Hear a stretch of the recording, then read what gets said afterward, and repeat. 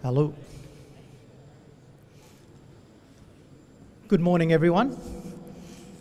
As with anything, we just got a couple of small and minor delays, but we've managed to sort through that.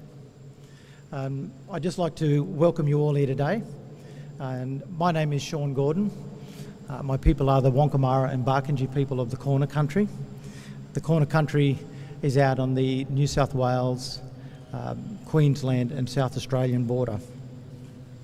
On behalf of my people, I pay my respects to the Gadigal people of the Eora Nation. I recognise their oceans, their rivers and their mountains, and bring greetings from my rivers and vast plains of red dirt country. I acknowledge their people's resistance and resilience as they continue their journey of recognition of their rightful place. I acknowledge their ancestors and elders and give strength to their next generation of leaders. I acknowledge all of you here today, and I in particular acknowledge our Native American friends who have come here today to be a part of this amazing event. To open this morning's event, I'd like to introduce our special guest, Mr. Eric Avery. Eric is a proud Ngiempa, Gumbaynggirr, Bundjalung and Yuin cultural artist. Welcome, Eric.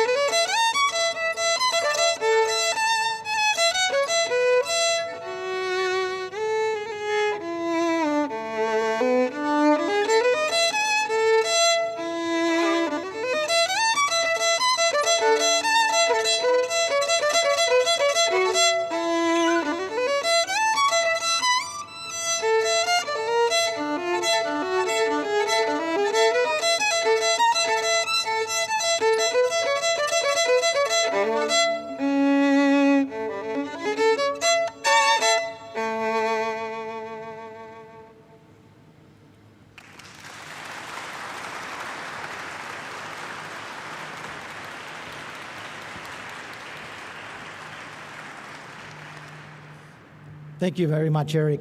Another round of applause, please, for Eric.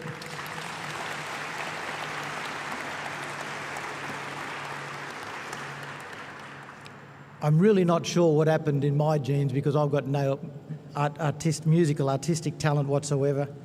I led the Nays the Dance College for 5 years as the chairperson, and I've also got no dance genes in my body as well. So it's completely skipped me.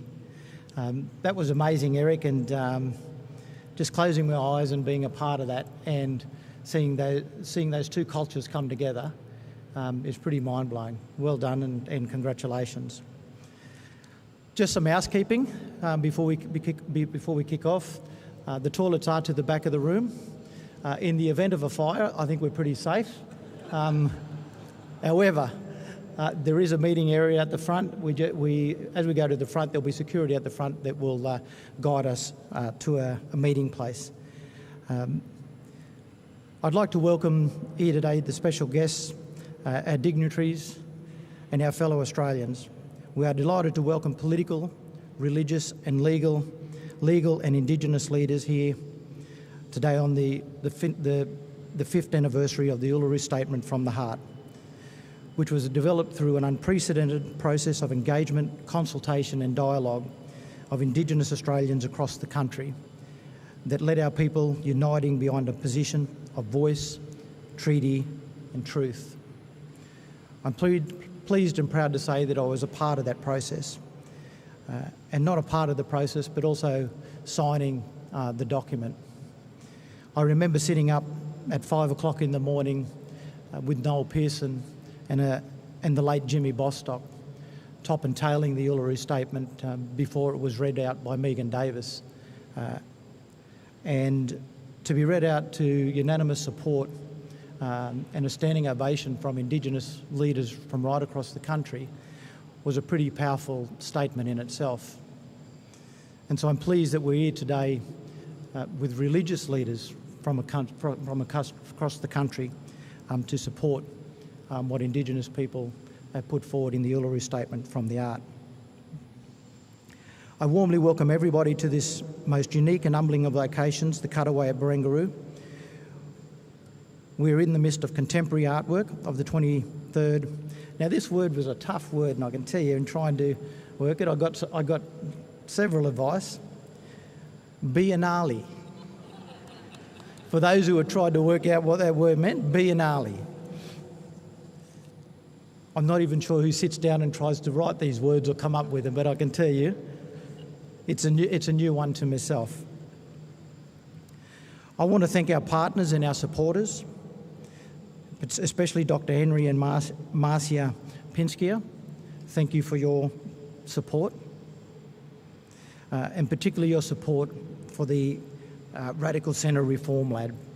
I'd like to acknowledge Dr. Shireen Morris and the work that you're doing in leading the Radical Centre Reform Lab.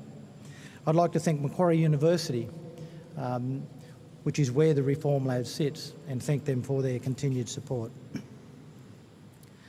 The Biennale of Sydney for sharing this space amidst this wonderful exhibition. The Barangaroo Precinct and Place Management New South Wales for their generous support. The Commonwealth Bank of Australia for their continued support and investment of Indigenous constitutional recognition. And in particular, I thank the Radical Centre's Reform Lab partners, the Cape York Institute, and Uphold and Recognise, which I'm fortunate to be the chairperson of. Finally, a special thanks to the Radical Centre Reform Lab interns who worked tirelessly to make this event possible. Thank you. As notified just over a week ago, Noel Pearson was unfortunately able to make it due to a passing of a family member. Noel would have loved to have been here today, but with the loss of his younger sister, he felt that it was important for him to be around family and making sure that they're taken care of at this time. I'd like to send our thoughts and prayers to Noel and his family and acknowledge their bereavement. I'm however pleased to say that at short notice we have managed to promote highly acclaimed Indigenous filmmaker Rachel Perkins from being the MC to delivering today's keynote address, which meant that I was demoted to being the MC. Rachel's keynote address will focus on celebrating the unprecedented coalition of faith-based organisations calling for bipartisan action to hold a referendum on a First Nations voice. I've known Rachel for many years as a colleague, and I'm proud to call Rachel a friend. More importantly, I acknowledge Rachel's inspirational advocacy and leadership for Indigenous people. Without any further ado, I'd like to introduce Rachel Perkins. Miss Rachel Perkins, a woman of Aranda and Kalkadoo nations, is at the forefront of Australia's filmmaking industry. Rachel founded Australia's premier Indigenous production company, Blackfella Films, in 1992 and produced and directed Radiance, One Night the Moon, Brand New Day and Jasper Jones. Rachel is the daughter of Eileen and Charles Perkins, is one of our most esteemed country's most eminent Indigenous activists and leaders. Please welcome Rachel to the stand.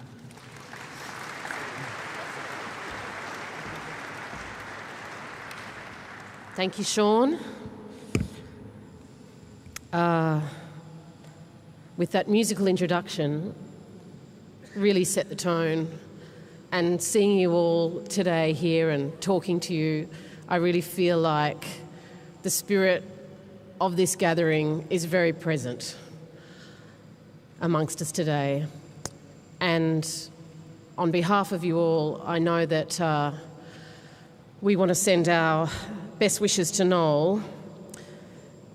Noel Pearson has given so much to Australian public life in his time, and in this moment of grief and loss, I thought it appropriate, where words fail sometimes to convey what we feel, sometimes silence serves that purpose better. So I would ask that we just have a moment to send our thoughts to Noel and our respects to his family, the Pearson family and the Hopevale community.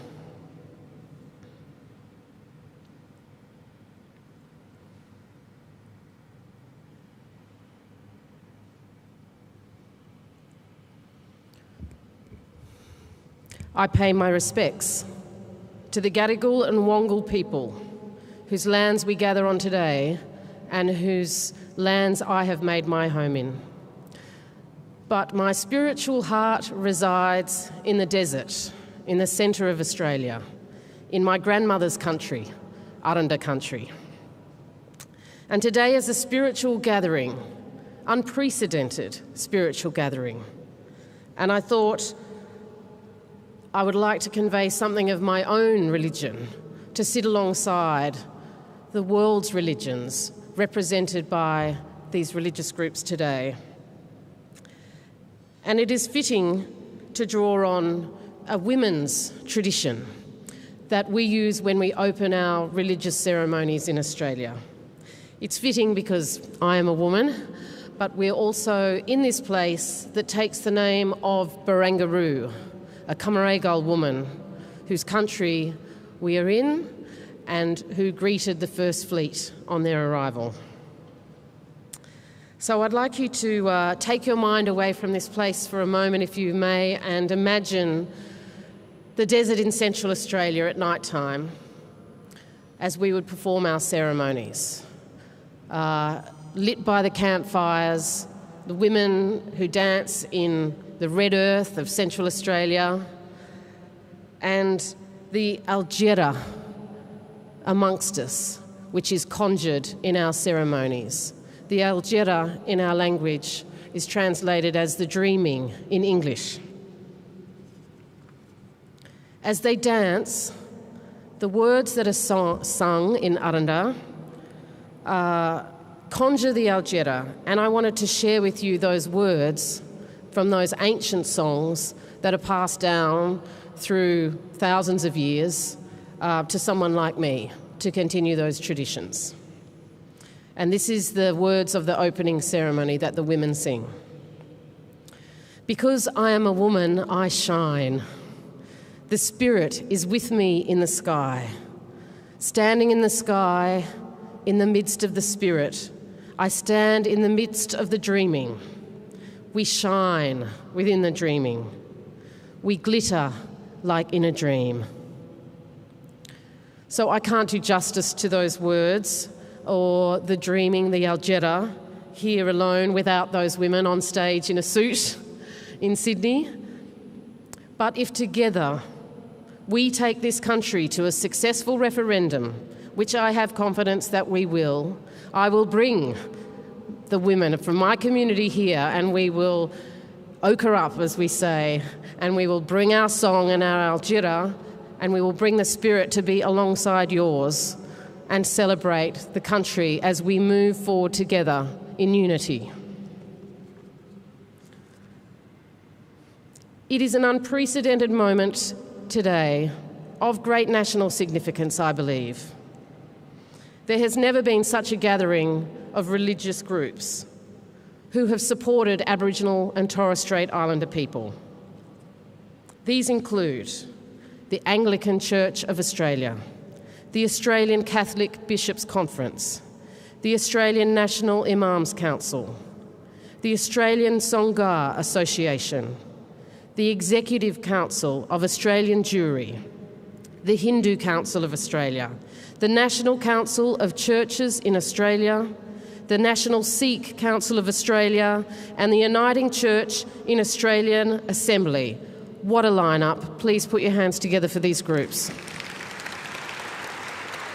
And speaking of strong women, we commit to walk with the new Minister for Indigenous Australians, the Honourable Linda Burney, Wiradjuri woman, as she embarks on one of the great moral challenges of our nation, to bring Aboriginal and Torres Strait Islander people together with their fellow Australians, finally. Minister Burney has said, building a consensus around a referendum requires patience, discussion, a little bit of negotiation, and obviously it requires talking to people who agree, people who disagree, and understanding where people are coming from. But it also means inspiring people to understand this is the moment in Australian history. It is important and everyone can be a part of it. I think we all agree with her. Because we know people here today have been a part of the 1967 referendum. My mother was part of the 1967 referendum. We have learnt the lesson from history, from our most successful referendum ever, that it takes people from all walks of life, all religions, all ages, genders, professions, and importantly, in this moment, all political persuasions to move our nation forward to successful referendum. We ask for a voice in our own affairs, an Indigenous grassroots advisory body guaranteed by the founding document of this modern nation. Not a veto, just a voice. Non-binding, but a constitutional promise that Indigenous people will always be heard, that though our advice may not always be heeded, we will always have a place at the table in this, our own country. This is a practical solution, not mere symbolism. Indigenous people know our issues on the ground best. Decisions in the past have often been made for political choice, not for our best interests. This is a unifying moment. It is our chance to close the gap. And the Australian people are growing in their support for this movement, as evidenced here today by all of you. We have the opportunity in our time to forge a modern democracy, a democracy like Canada and Aotearoa New Zealand that takes into account its unique heritage, its deep past, and its future as an identity in a new nation. A voice referendum will be a constitutional commitment to ongoing dialogue and partnership between Indigenous people and the Australian state. Today, Australian religious communities join with Australians' Indigenous communities to send a message to our political leaders. Open your hearts. We want to talk with you about this in good faith. We want to work with you to make national unity a reality. I urge us all to follow the example of these religious organisations that they have set. Let us put our differences aside and work together towards a successful referendum. But in seeking change, we know there is risk. People have accused us, and this hurts deeply, of pushing apartheid in Australia. How could they suggest that? That we want a third chamber in Parliament. That this is for elite blacks, not for our people, our own people on the ground. That we care only about symbolism, not the everyday welfare of our own people. Can you believe this? And that we are paid mountains of dollars to push this change in our country. And on it goes. And in my darker moments, I recall the famous poem, If. Now, Rudyard Kipling had his limitations, but he could string a sentence together, and a part of this poem resonates with me. If you can bear to hear the truth you have spoken, twisted by knaves to make a trap for fools, or watch the things you gave your life to broken, and stoop and build them up with worn-out tools. And he finishes, of course, by saying that if you can accept this, then you will be a man. Well, this was the favourite poem of my father, Charles Perkins, and he is much in my mind of late, as he worked tirelessly to achieve the aspirations embodied in the Uluru Statement from the Heart. For these aspirations are not new. Our people have pressed for these things for decades. And I wonder at times, do we, like him, have to die waiting for our country to come to terms with its ancient past, the moral question of its colonial foundation, to mature, as Kipling describes, into a mature nation? The time surely has come, and the dignity of the Uluru Statement from the Heart asks us to lift our eyes up. This issue transcends political divides, and it deserves bipartisan support. And it is with a full heart and great hope and positivity that I stand here today at this very historical moment to introduce the joint resolution. Today, this resolution is released by Religious Organisations of Australia, and it reads: on this day, the 27th of May in 2017, Aboriginal and Torres Strait Islander people came together at Uluru and asked Australians to walk with them toward a better future. Through the Uluru Statement from the Heart, Indigenous Australians asked for constitutional recognition through a constitutionally guaranteed voice in their own affairs. As leaders representing diverse religious groups and communities, we declare our support of the Uluru Statement from the Heart and its call for a First Nations voice guaranteed by the Constitution. We endorse this reform as necessary, as right and reasonable. Indigenous Australians must be now afforded their rightful place in the Australian Constitution. There have been many processes and much work completed. The one thing left to do is let the Australian people have their say. We call on political leaders to make immediate bipartisan action to hold a referendum on a First Nations voice. There can be no more delay. Our country has wanted and waited too long for justice. no truer words were spoken. From my heart and soul, I thank you and your organisations for your considerable collective influence behind this cause. Your unity is noteworthy. For such different religions, no doubt, disagree on many issues.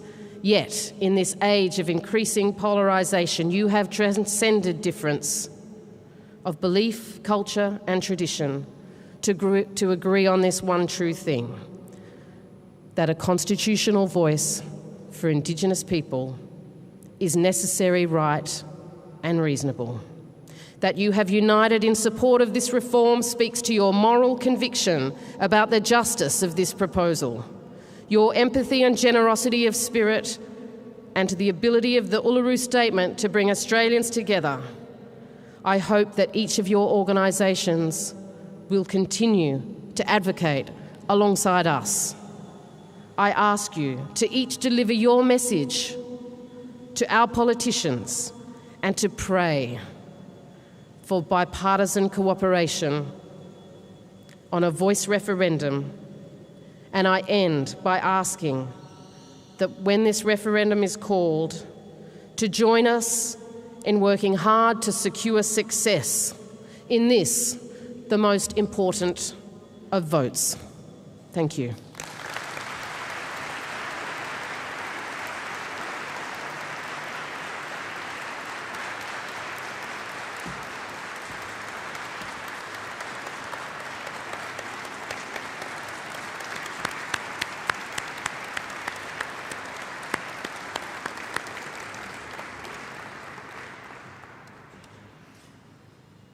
Wow, that was very, very touching, very touching. And, you know, Rach and I had a conversation a few years back, and in that conversation she mentioned to me that she wasn't an Indigenous leader, that she was a supporter of Indigenous leaders.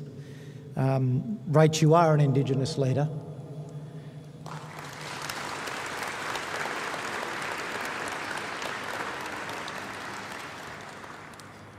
And the way in which you spoke talks truth to who we are as Indigenous people.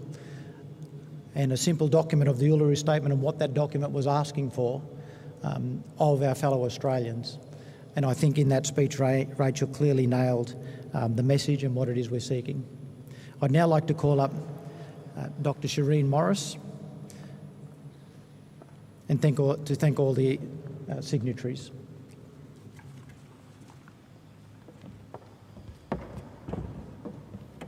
Thank you, Sean, and thank you, Rachel, for those extraordinarily inspiring words. Firstly, and thank you everyone for being here. It's amazing to see all your smiling faces this morning. I'm extremely pleased and proud that the inaugural event of the Radical Centre Reform Lab at Macquarie University is hosting this incredible celebration of the joint resolution by the peak religious organisations of Australia, calling, as Rachel said, for bipartisan action on a First Nations voice referendum.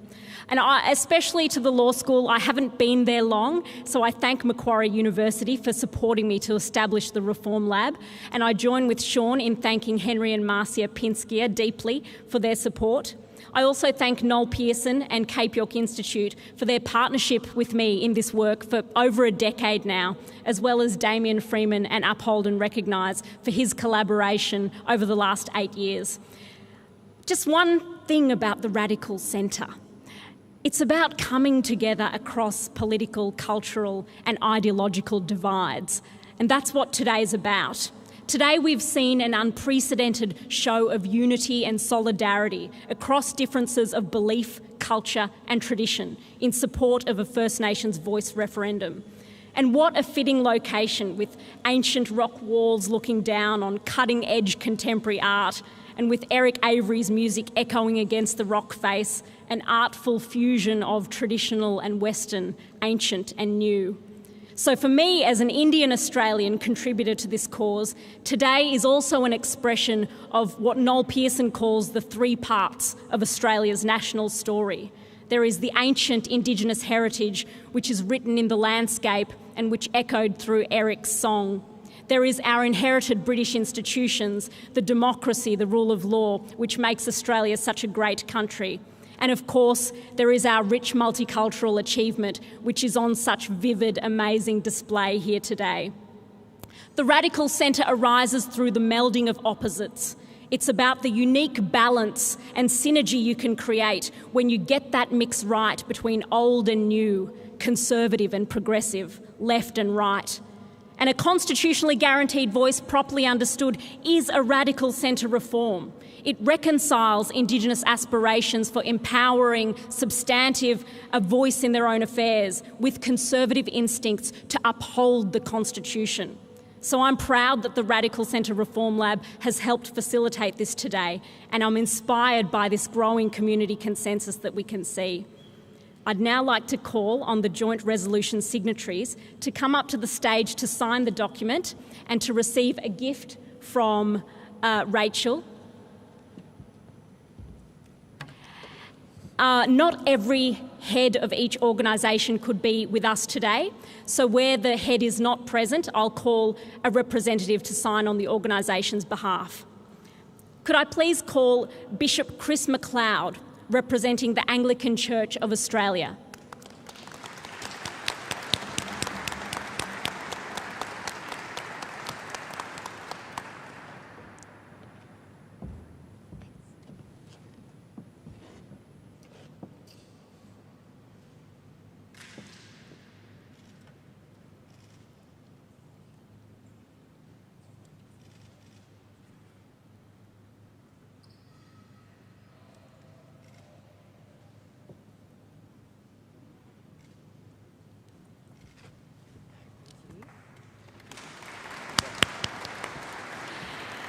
Bishop Daniel Marr, representing the Australian Catholic Bishops' Conference.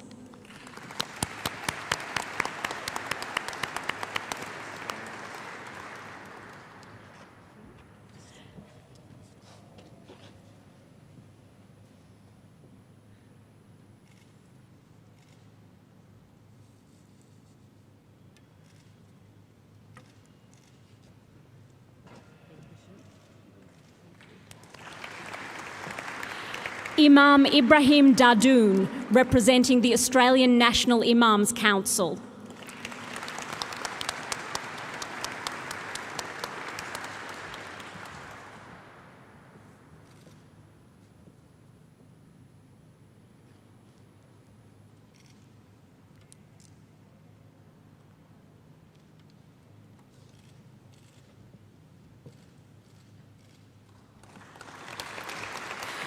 Bante Sujato, representing the Australian Sangha Association.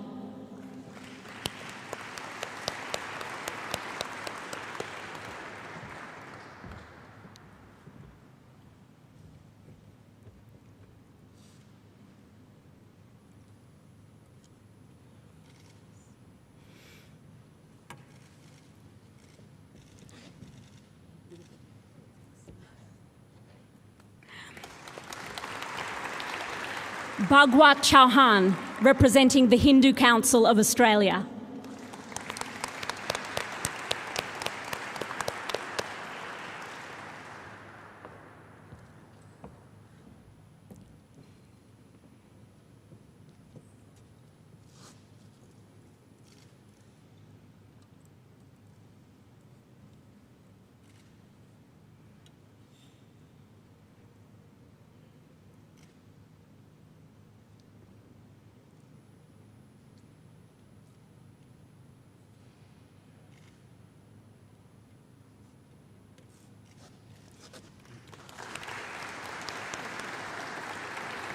Ms. Gillian Siegel, AO, representing the Executive Council of Australian Jewry.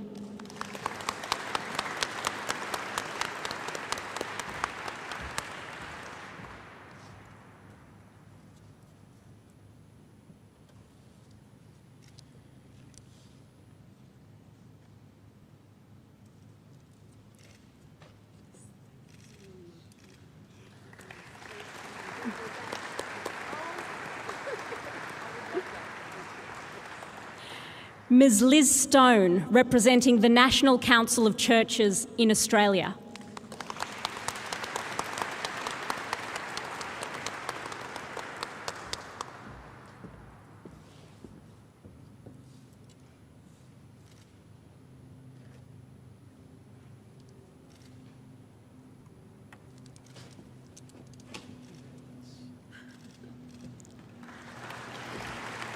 Sardani Mona Sidhu, representing the National Sikh Council of Australia.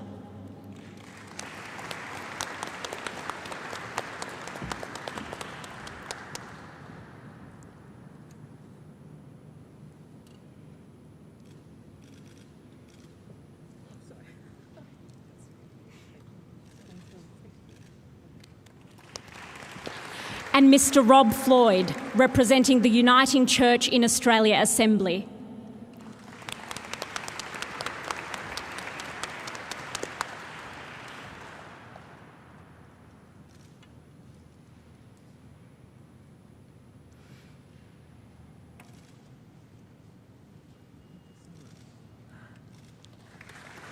Please join with me in thanking these organisations for their incredible support.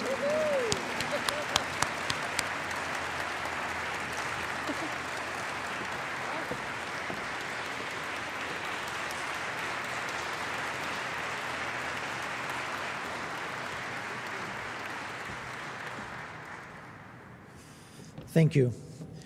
A very proud moment. I grew up in a religious family. My dad was the local pastor in Brewarrina, and he would be very proud of what he has, of what's occurred today if he was with us today. Thank you, Dr. Shireen Morris. With the change of government last weekend comes renewed hope and opportunity to achieve constitutional recognition in this term of Parliament. Success at a referendum will require the kind of consensus building we have seen here today. People from different religions, different backgrounds, different lived experiences, and different communities coming together and uniting on common ground. We should not kid ourselves that the journey ahead will not be easy, but it is achievable if we commit ourselves to wanting a better future and a better Australia for all Australians. To finish up, I'd like to invite Dr. Henry Pinskier, foundation donor of the Radical Centre Reform Lab, to give a vote of thanks.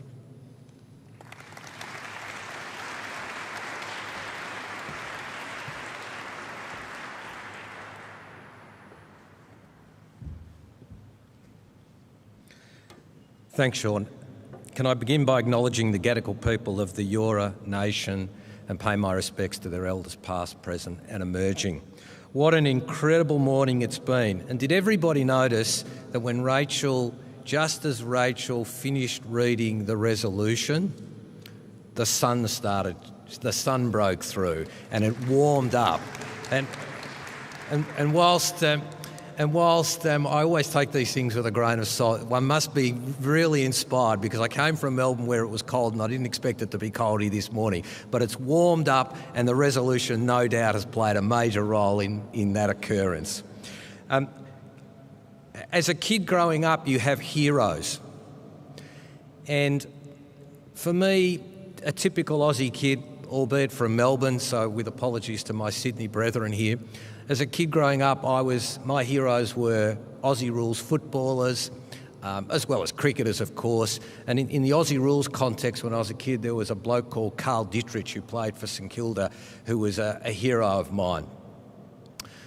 As I grew up, those heroes started to evolve and emerge and change, and so did my football team, as it turned out. And Sir Doug Nicholls, Pastor Sir Doug Nicholls, the Governor Sir Doug Nicholls, the well-known Australian rules footballer Sir Doug Nicholls became a hero of mine. And this happens to be, we're in the middle of the weekend of the AFL Indigenous round. Charles Perkins was a hero of mine as a kid growing up, and looking at what he did as an Indigenous activist through the 60s and the 70s. I'm not sure that many kids of my generation would have had Charles Perkins as a hero. Heroes play an indelible role growing up, but there were other heroes for me. Heroes from my father's, my mother's, my Jewish people's heritage. Heroes such as a young man who was 16 years of age when he died in the Warsaw Ghetto Uprising by the name of Dovidel Hochberg, a 16-year-old who plastered himself against gates in the sewers under Warsaw to allow other people to escape. A school friend of my father's, David Hochberg has always been a hero of mine. And as heroes go, the impact that a hero has diminishes a little bit as you get older. But then paradoxically, about 20 years ago, I learnt of another hero, a man by the name of William Cooper, who, as it turns out, was Sir Doug Nicholls' uncle. William Cooper, a Yorta man. And William Cooper learnt of the destruction of Jewish businesses, schools and synagogues on Kristallnacht, the night of broken glass. And he could not stay silent. In protest at the treatment of Jews, Cooper, an Indigenous man, led a delegation of the Aboriginal League on a 10-kilometre march from his home in Footscray to the German consulate in Melbourne. Cooper was the first person in Australia to publicly stand up for the Jewish people in the years leading up to the Holocaust. And yet at the time of their march to the German consulate, Cooper and the League were not able to vote in some jurisdictions or be counted in the census. Yet Cooper used his energy to fight for the rights of Jews who he had never met. Despite the oppression his people were experiencing in their own land, what empathy, what compassion he had shown for the plight of others in a land far, far away. In 1937, a school friend of my father's arrived in Australia from pre-war Poland and Europe, his own father fearing what was about to come in Poland with the rise of the Nazis. Jossel Bergner, an artist from a young age, became one of the first contemporary artists to depict the plight of urban Aboriginal people and to draw parallels between their dispossession and that of the Jews in Eastern Europe. His own father, a journalist, had actually come a few years earlier, initially on a trip in search of a potential homeland for Jewish refugees in the Kimberleys, and had himself written about the Indigenous oppression he observed. I was born in Melbourne in 1960 into a family of Holocaust survivors who themselves arrived in 1950. A footy-mad, typical Aussie kid. I've also grown up knowing my father's family were murdered by the Nazis in Auschwitz. It burns very deep to me to this very day. William Cooper's actions supporting my people, immigrants such as Bergner, and his art and his father's written observations of Indigenous oppression remind us why we, as non-Indigenous, multicultural Australians, have a duty to actively support Indigenous people in their modest request for a constitutional voice. Many migrants to this great country, of many faiths and many cultures, come to build lives across the range of wonderful Australian experiences, but also know what it is like to be discriminated against. The empathy we therefore feel towards Indigenous people is, I believe, part of the reason we stand here in compassionate solidarity today. So, ladies and gentlemen, please join me in thanking those peak religious organisations for standing up for what is right.